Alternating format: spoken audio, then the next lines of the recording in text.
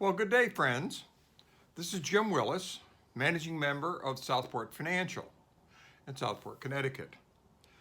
Today, I want to talk to you a little bit about some factors in our industry, commercial real estate, that some people seem to think aren't too important, but are really extremely important. I'm going to start off by telling you about a phone call I got some years ago from a property owner that I knew that had his headquarters in Tallahassee, Florida.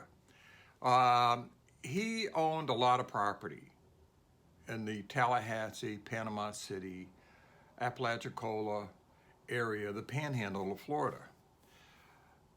The reason he was calling me was that he also owned a 100-unit property in Tampa. Now, because they didn't own much property in Tampa, they had hired a third-party management company to manage the property, collect the rent, lease up the units, make sure the property was maintained well and everything else. He called me up in a panic, and he said, "Jim, the property management company is terrible. We've got 20% vacancy. They're cannibalizing units. In other words, when an appliance would break, instead of buying a new appliance, they take one out of an empty unit, thus making it unable to be rented. The on-site property manager had his girlfriend move in one of the units and had it listed as a vacant unit. The property manager had leased out a couple of units on his own and was collecting the rent and putting it in his pocket. It was a disaster. Well, to make a long story short, the property was a very, very nice property, and we ended up buying it from him. But we ended up buying it at a huge discount. And because of lousy property management, he and his investors lost a ton of money. Now, what's that got to do with what I want to talk about today? Well, the big factor is the Southport Financial. We've owned over 50 properties, 11,000 apartment units over the years, over 30 plus year time.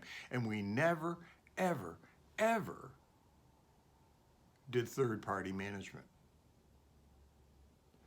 We have a fiduciary responsibility to take good care of our investors' money. And taking good care of our investors' money does not involve hiring a third party to manage the property. It's absurd.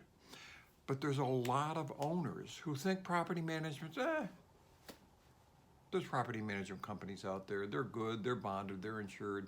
I'll just hire them. Friends, it really doesn't work that way. I'll give you a more current example. About 5 years ago, I went to visit a good friend, John, who was a developer. And John had built a beautiful 300-unit property halfway between Orlando and Daytona Beach.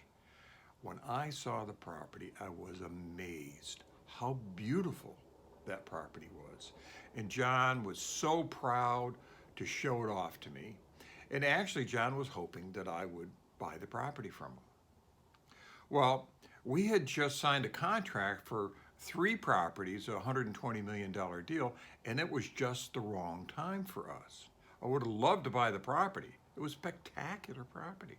It was an A-plus property. But the time wasn't right for us. So I met John, and he showed me the oh my God, I had putting greens, and I had a doggy park, and had a European tanning spa.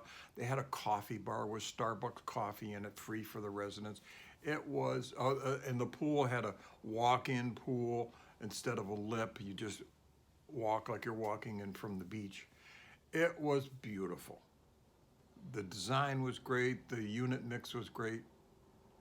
And John ended up selling the property to somebody else. Well, just before COVID, uh, Greg, one of the managing members of Southport Financial, and I went down and I wanted to show Greg the pipeline that we have, that we maintain for properties that we'd like to acquire. And that property was in our pipeline. Now, I hadn't seen the property in 5 years, but it was such a spectacular property. It wasn't going to be any less. I didn't expect it to be. Well, anyway, Greg and I got to this property, and oh my God, it broke my heart. The property looked like somebody just didn't care. There's weeds growing up between this beautiful paving stone entryway to the leasing center. There's weeds growing up between the paving stones. The swimming pool was pea green. There was an inspection cover in the paving stone driveway. They had rust all around it because nobody had bothered to power wash it or clean it.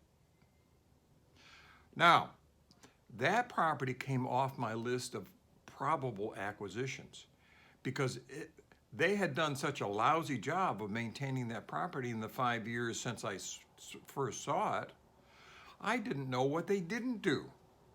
I mean, if they did such a bad job on the obvious things, think about the things that weren't so obvious.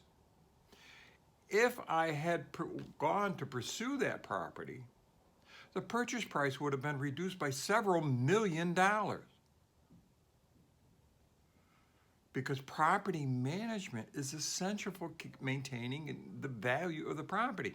Now, people sometimes wonder, how does Southport Financial constantly, time after time after time, get top price when we sell a property? There's no secret, and I'll share it with anybody. It's because we manage the properties ourselves. We leave no stone unturned. As I said earlier, we have to take care of our investors' money. And the way we do that is we make property management a major priority. Now, some people say, well, commercial real estate, you buy, you manage, you sell. You got 3 components, that's all there to it. And because there's good management companies out there, you don't need to pay that much attention. Just make sure that the numbers are right and the rents are at the right level. And the occupancy, if the occupancy is good, then they don't care. Well, friends, the reason that we have such high returns for our investors, one of the reasons is property management.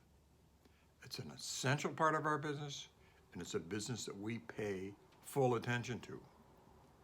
One other little tidbit I just wanted to mention, Greg is a managing member, as I mentioned, and it's Greg going with me to Florida to view our pipeline is just another example of the way that we run this company.